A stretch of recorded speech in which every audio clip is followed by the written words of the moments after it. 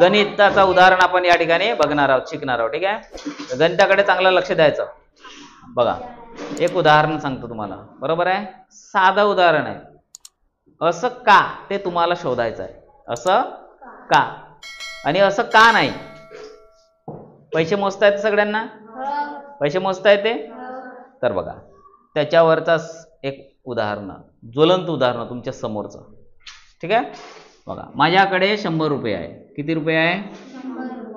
माझ्याकडे 100 रुपये आहे. किती रुपये? 100 रुपये. माझ्याकडे किती रुपये आहे? 100 रुपये. ठीक आहे, मी एका दुकानात गेलो. कुठे गेलो? दुकानात गेलो. मी दुकानात गेल्यानंतर मी 40 रुपयाच्या वस्तू घेतल्या. 40 रुपये काहीतरी एखादा वस्तू घेतला, 40 रुपयाचा, बरोबर आहे. 40 रुपयाचा एक वस्तू घेतला मी काहीतरी. माझ्याकडे किती रुपये उरेल? 100 रुपये होते. 100 पैकी मी 40 रुपयाचा एक वस्तू घेतला. माझ्याकडे किती रुपये उरेल? 60 रुपये उरले माझ्याकडे. किती रुपये उरले? 60 रुपये उरले. ठीक आहे, आता माझ्याकडे 60 रुपये आहे. मी पुन्हा एका दुकानात गेलो आणि त्या दुकानात गेल्यानंतर मी 30 रुपयाच्या वस्तू घेतल्या. किती रुपयाच्या वस्तू घेतल्या? 30 रुपयाचे एक वस्तू घेतला कोणता तरी. आता माझ्याकडे किती उरेल? साधा हिशोब आहे. माझ्याकडे किती उरलं पाहिजे? 30 रुपये उरले पाहिजे.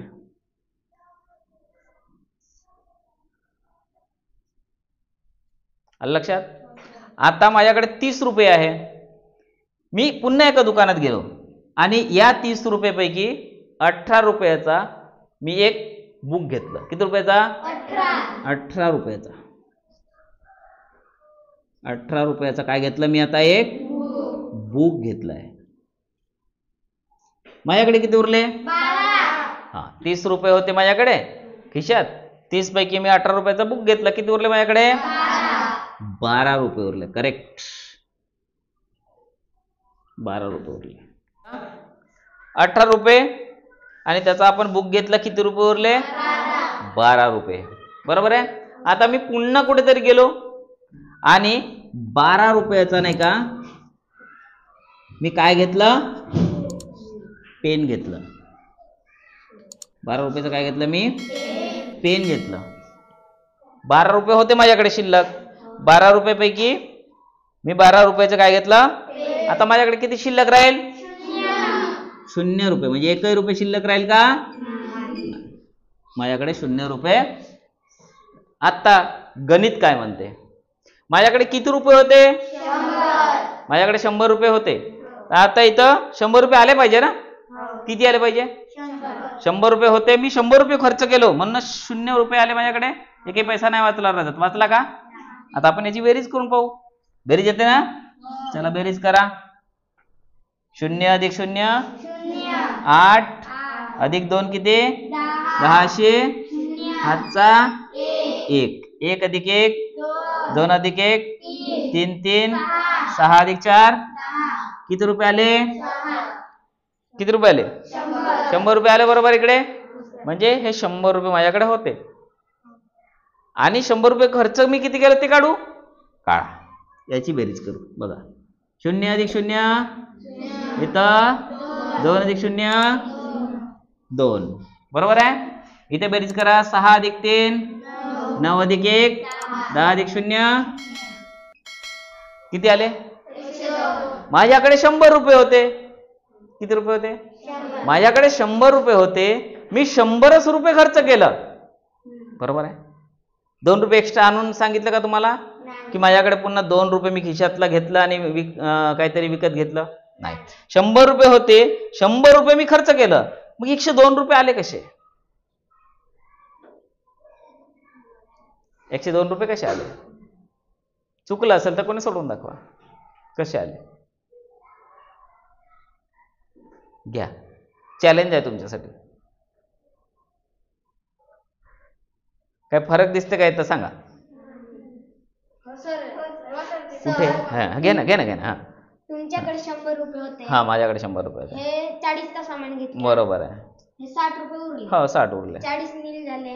हा हे 60 रुपये होते. हा बरोबर आहे. 30 चा सामान घेतल्या. बरोबर आहे. 30 गेले. हा आणि 30 रुपये राहिले. 30च उरले. बरोबर आहे. 60 मधून 30 गेले. 70 रुपये गेले. 30 रुपये राहिले. हा आणि हे 30 रुपये उरले.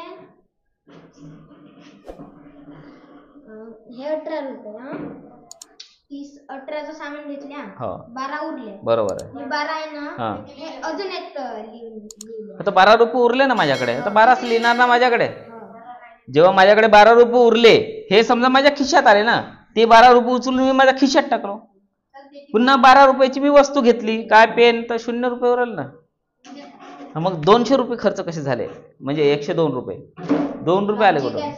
लॉजिक आहे. अजून कोणी? लावा दिमाग लावा. रजत, तू कसं गणितात मागे राहतेस? शाश्वत, सोहम, अरे गणित आहे, दिमाग लावा. कुठून आला? माझ्याकडे 100 रुपये. तुम्ही विचार करा, तुमच्याकडे 100 रुपये आहे खिशात आणि तुम्ही असे खर्च केले, बरोबर आहे? मग 100 आले पाहिजे ना. मी 100 रुपये आणि तेवढेच वस्तू घेतलं, काही वाढवून थोडे घेतलेलं आहे.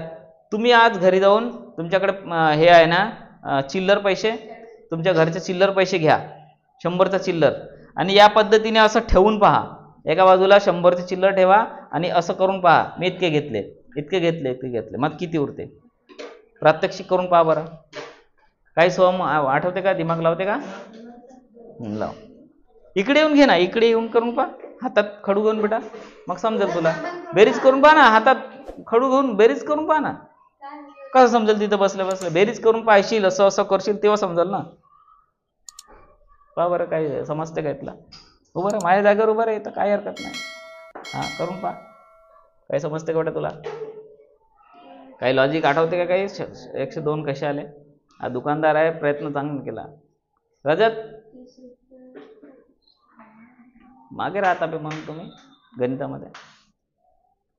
विचारा, तुमच्या घरी विचारा बरं. 100 रुपये ते तुमच्याकडे. हा 100 रुपये ते. आता तू असं समज तुझ्याकडे 100 रुपये आहे. 40 रुपयाची वस्तू घेतल्या. घेतला. 60 रुपये उरले. बिलकुल. हे पूर्ण उरलेले पैसे. हो. 30 रुपयाचे तुम्ही वस्तू घेतल्या. वस्तू घेतल्या तर तुम्हाला 30 रुपये उरले. 30 रुपये उरले. बरोबर आहे. 18 रुपयाची बुक घेतल्या. तुम्हाला 12 रुपये उरले. बरोबर. तर 12 रुपयाची तुम्ही पेन घेतल्या, तर तुम्हाला मग 0 रुपये उरले. मग तिथे 100 यायला पाहिजे ना. तर सर तुम्ही घेतलेल्या वस्तूची प्लस उरलेल्या वस्तूची प्लस लावता ना सर.